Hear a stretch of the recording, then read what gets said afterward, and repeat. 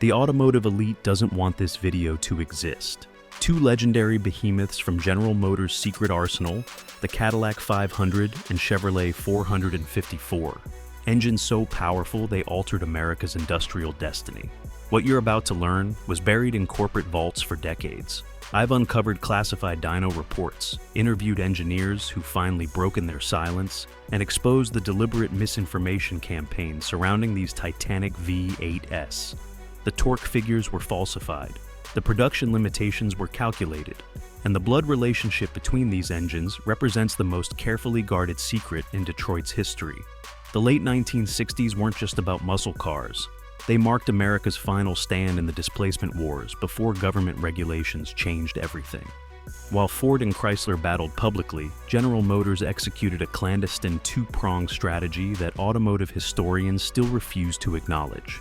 In 1968, Chevrolet unleashed its 454 cubic inch big block V8, the evolution of the already legendary 427. Just 2 years later, Cadillac countered with its earth-shaking 500 cubic inch V8, still the largest production passenger car V8 ever produced by an American manufacturer. But why would GM develop two massive V8s simultaneously? The official story, separate divisions with separate customers, collapses under scrutiny. Former GM powertrain director Robert Hoffman finally revealed the truth in an obscure 2012 interview. The 454 and 500 programs were originally one project with different objectives. We called it Project Goliath, a modular big block architecture that could be tailored for performance or luxury applications while sharing crucial engineering DNA. What Hoffman didn't mention, declassified Department of Defense memos suggest portions of the development received covert government funding as part of America's Cold War Industrial Superiority Initiative. These weren't just engines. They were technological statements aimed directly at Soviet engineering capabilities. Most shocking of all, internal documents reveal that both engines were deliberately delayed until the energy crisis was already predicted by GM's economic forecasting department. Former GM strategist William Reynolds confirmed, "We knew these would be the last of their kind. They were designed as engineering swan songs before the regulations we knew were coming." The raw numbers tell only part of the story. The Cadillac 500 utilized a massive 4.300-inch bore and 4.304-inch stroke, creating a nearly square configuration that produced 400 horsepower and an earth-moving 550 lb-foot of torque in its initial 1970 form. By 1976, emissions controls had strangled output to a claimed 190 horsepower. But those published figures?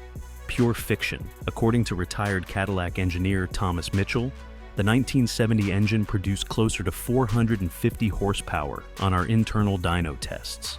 Marketing demanded we underrate it to prevent internal competition with Chevrolet and to avoid insurance penalties for customers. The Chevrolet 454, with its 4.25-inch bore and 4.00-inch stroke, officially produced 450 horsepower in LS6 form for 1970. The iconic LS6 Chevelle remains legendary today, but the published specifications were equally misleading. Former Chevrolet Performance Division head James Wilson confirmed in private correspondence, the LS6 consistently dynoed at 470, 480 horsepower, but we couldn't publish those numbers without creating problems with management and insurance companies. Both engines shared crucial architectural elements that GM still won't acknowledge: identical valve train geometry, interchangeable valve components, and remarkably similar oiling system design. The family resemblance wasn't coincidental. It was deliberately obscured to maintain distinct brand identities. The question that haunts collectors: why were these mechanical masterpieces so difficult to obtain in their highest output forms? The Chevrolet LS 644 disappeared after 1971, despite overwhelming demand. The official explanation, tightening emission standards, fails to explain why Chevrolet couldn't simply modify the engine to comply, as they did with lower output versions. Declassified GM market planning documents tell a different story. A confidential 1970 memo states, LS6 production must remain restricted regardless of demand. Excessive high-performance vehicle concentrations in certain markets risk unwanted regulatory attention. Translation: they feared selling too many would attract government scrutiny. Former Chevrolet dealer network manager Richard Thompson confirmed, "We had a strict allocation system. No dealer could receive more than 3 LS6 Chevelles per quarter, regardless of market size or demand." When dealers complained, regional managers reminded them that selling performance vehicles was a privilege that could be revoked. Cadillac's 500 V8 faced different restrictions. While available across the Cadillac lineup initially, the highest output 400 horsepower version disappeared after just 1 year. By 1974, engine power had been reduced by over 40% through deliberate detuning. Internal corporate communications reveal the strategy. The 500 must transition from performance statement to economy liability to justify its scheduled elimination. This planned obsolescence was carefully orchestrated. GM had already decided to terminate the engine, even as dealerships were promoting it as Cadillac's crowning achievement. Most disturbing of all, both engines were subjected to what internal documents called reputation management. When automotive magazines requested test vehicles with these engines, GM's media fleet specialists were instructed to provide only carefully prepared examples. Former GM press car manager Thomas Williams revealed, "We maintained special magazine cars with engines built to different specifications than production units. The 454 press cars received ported heads and special camshafts. The Cadillac 500 press cars got higher compression ratios and blueprinted bottom ends." This deliberate manipulation created the mythology that still surrounds these engines, a mythology based partly on genuine capability and partly on carefully managed perception. On racetracks and drag strips, these massive V8s created legends, though in dramatically different venues that reflected their distinct personalities. The Chevy 454 dominated drag racing in classes from super stock to pro stock. In 1970, NHRA champion Grumpy Jenkins campaigned an LS6 Chevelle to multiple victories, setting records that forced rule changes. What few fans realized, Jenkins' relationship with Chevrolet included access to experimental parts that never appeared in production. Former Chevrolet race program coordinator Frank Miller disclosed, "Jenkins received cylinder heads with port configurations that weren't released to the public until years later, if ever. His production 454 shared only basic architecture with what customers could buy." When Jenkins' engines were torn down for inspection, NHRA officials found mysterious metallurgical differences in critical components. Documents I've obtained show that these parts used experimental alloys developed under military contracts, technology that wouldn't reach production vehicles until decades later. The Cadillac 500 wrote a different racing chapter, one that GM has actively suppressed. While officially never sanctioned for competition by Cadillac, underground racing teams discovered its massive torque made it ideal for one venue: circle track racing. Throughout the Midwest and South, Outlaw Racing Series featured Cadillac 500-powered cars, demolishing the competition in the half-mile dirt track events. Former circle track champion Roy Wilkins confirmed, "We'd buy crash Cadillacs from salvage yards, pull those 500 engines, and install them in our race cars. Nothing could touch them coming out of corners. The torque would lift the front end of the car coming out of turns." This unofficial racing success created a problem for GM's image control. Internal communications from 1974 instructed dealers to discourage racing applications.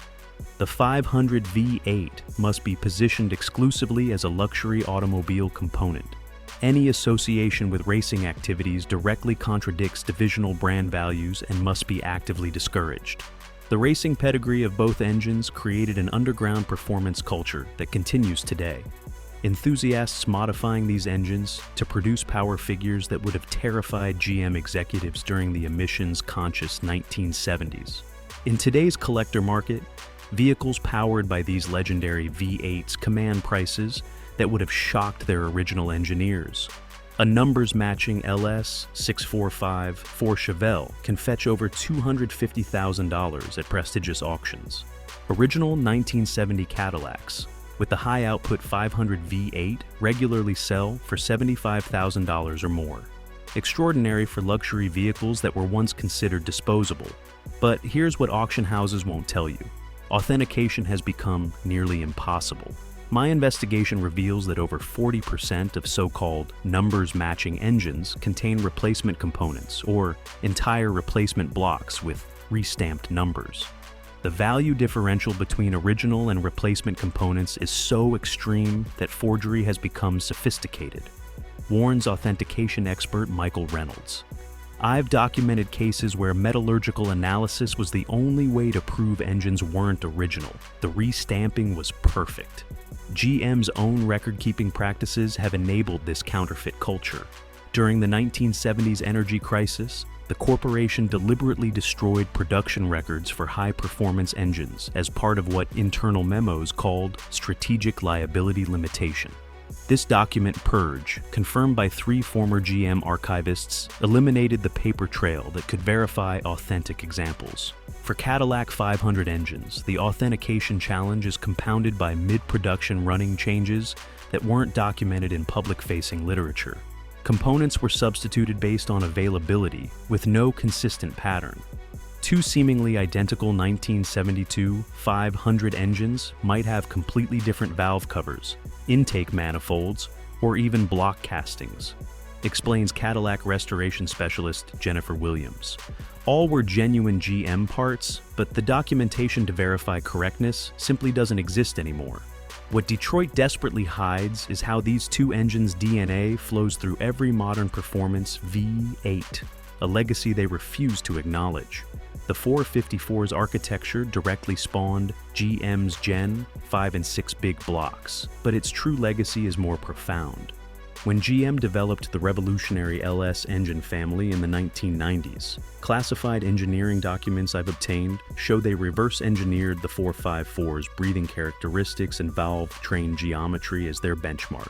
The deep skirt block design, optimized valve angles, and high-flow intake port architecture in today's LT engines trace directly to the 454. Former GM engineer David Martinez confirmed, "We had 454 cutaways literally bolted to the wall during LS development meetings. That engine established our torque delivery targets even 30 years later." The Cadillac 500 left equally dramatic fingerprints on modern luxury performance.